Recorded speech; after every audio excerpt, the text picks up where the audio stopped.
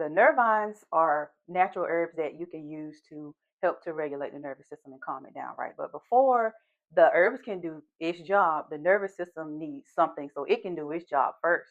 When you have your nervines and you group that with your magnesium and your vitamin B, then you have one of the perfect formulas that your body needs to help the nervous system to calm down and to regulate itself again and to pretty much cut down or eliminate this particular buzzing sensation. Women over 40, I want to know, have you ever felt like this weird buzzing sensation coming from your chest area and nothing is moving? Let me know in the comments because this is actually a common occurrence that's happening to a lot of women and they don't even realize what's going on. Now, this internal vibrations, this is one of the most common but overlooked symptoms of perimenopause. This weird symptom mainly focuses on the nervous system and the nervous system health. Here's what's happening when you experience this weird internal vibration symptom. There might be like a trembling, an internal trembling going on, or there might be like a buzzing sensation, or even like a humming sensation coming from within your body, but your body won't physically actually be like shaking or trembling or anything like that. It's basically caused by a disruption between the central nervous system and the peripheral nervous system. They cause involuntary body movement or uncontrolled body movement. There are other things that can cause this, like cortisol, adrenaline dysregulation, magnesium deficiency. Having an electrolyte imbalance can cause it, and also even not getting enough sleep. So before you jump to the answer to your problem, you must understand the root of the problem. Once you know the root issue to your problem, then you'll be better suited and informed to learn how to heal your own self. So if you're ready to move past the quick fixes and truly learn how to listen to your body naturally, then you are in the right place. As our estrogen levels drop over time, our nervous system becomes hypersensitive. So that's basically what's happening. And it's kind of like the ends of a wire that doesn't have like the caps on the ends, or it's like split at the ends of a wire. It's not, stress or anything like that. And it's not just something that you think is happening in your head. No, it is actually happening.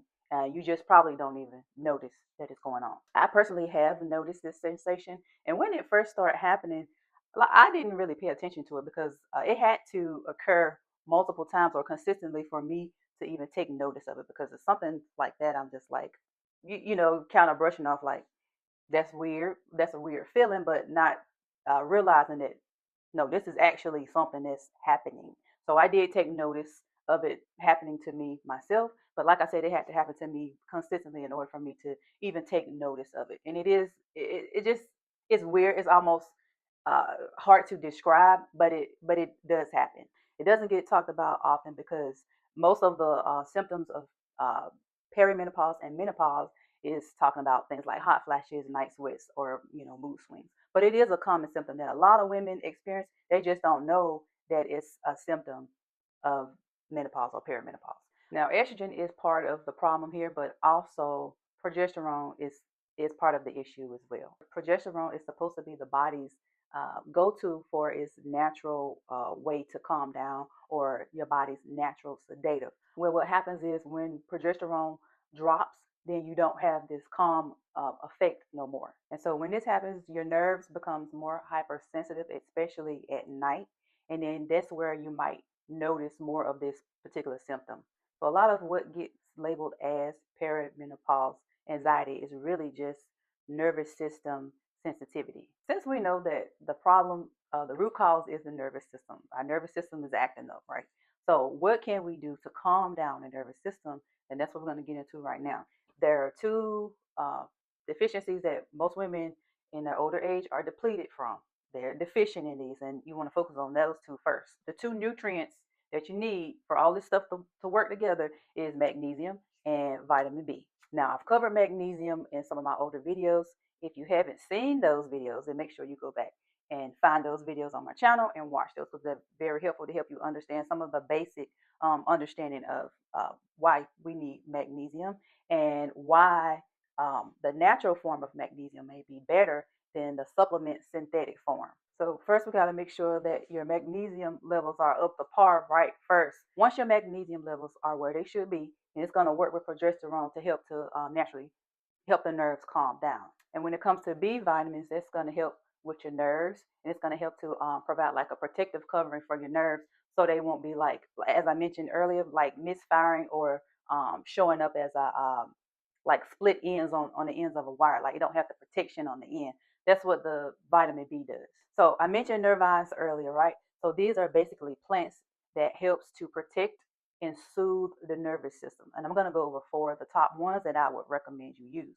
These are actual real natural remedies. They have already been documented. So you can take my word for it, and I'll probably link some studies in my description. And you probably haven't heard of most of these because it's not like trending, and a lot of people just don't know about it. So we're going to start with the first one is motherwort. So motherwort is going to help with things like internal restlessness. It's going to help work with estrogen, the drop in your estrogen levels. Also going to help with things like heart palpitations, or if you experience a racing heart, it helps with things like that. So if you've ever experienced like a fluttering sensation or in your chest area, this is going to help with that. So one thing about motherwort, if you've ever tried moringa, I've mentioned moringa in some of my older videos. Now, moringa has a very bitter natural taste.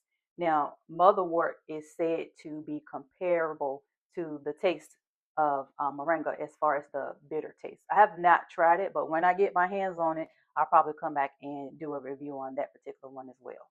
Now, motherwort is supposed to be fast acting. It can be found in a tincture. You know, a lot of times tinctures tend to be way more stronger or potent. It's a liquid form of the herb than the dried form. The thing about that is it's in the liquid form. You can always just put a few drops of the tincture in a cup of water, swirl it around, and then dump it back like a quick little shot. Now, when you buy your tincture, I'm going to link the title of the actual herb name that you should look for on the label. It's called Leonurus cardiaca. I might be saying that wrong, but make sure you see that it says that labeled on the back of the label. Now, here's a red flag. If you look on the back of the label and you see motherwort labeled as the fourth or fifth ingredient as a proprietary blend, then that's a red flag, because motherwort should come first in the ingredient list, because that means that the most of the ingredients is motherwort. Now, it's said that you can take it day or night, doesn't matter time of the day. And the ultimate thing with motherwort is it's going to work best with magnesium. Now, the second herb is passion flower. Passion flower helps the body to calm down, and it also helps the receptors in the brain to work more efficiently at what they are supposed to do naturally. You can get it in a capsule or tincture form. Tinctures absorb a lot faster because they're already in the liquid form. The next one is valerian root. This one's going to be good for nighttime. It's going to help your body to calm down when you may notice the humming or sensation at nighttime. It's going to help calm that down. This is another one that helps the brain receptors to do its job naturally. Valerian is said to have a strong taste, so if you're getting it in a tincture form, that's good because you can just dilute it down in water and just chug it back. This one's going to be best to take like right before bedtime. And the last nervine is lemon balm. Lemon balm helps with things like mental anxiety, or like if you feel like you're getting the jitters, it helps you to calm you down in that way. It's going to just give you a calming effect, and it's not going to give you like a drowsy feeling. It's not going to make you feel sleepy. Lemon balm is said to be best in a capsule form because the dosage amount is going to be more consistent, and it's going to be easier to verify. A red flag for this one is if lemon balm is listed as the fourth or fifth ingredient in a proprietary blend. It should be at the top of the ingredient list. Let me recap everything right quick, just so that we're clear and we're on the same page. So first you're going to start with your magnesium and your vitamin B. Now, if you don't want to go the natural magnesium route, then magnesium glycinate is going to be the best supplement form to use. If you don't, want to get it from magnesium from herb form. And then you're going to have your nervines, which are your natural herbal remedies for your nervous system. I wouldn't use all of these at once. I would just pick the magnesium and the vitamin B, and then I'll pair it with one of the four options here. And then you can put yourself on like a daily or weekly routine, and go from there. See how your symptoms reduce over time, and see. You just got to kind of test it out, do a little bit of trial and error, and see if it's working for you. My channel exists for people over 40, men and women, to help you to better understand the why behind some of the most common symptoms related to different various ailments so that you can make better informed decisions when it comes to your own health journey. There's another weird phenomenon that a lot of women, including myself, are experiencing, and I'm going to talk about that in the next video. So if you've experienced any type of tingling or crawly, itchy sensations on your skin and you want to learn a little bit more about that, then make sure you watch the next video because this is the most noticed symptom that I personally and I still suffer from it today. And I wanna tell you about it. So make sure you tune in to the next video.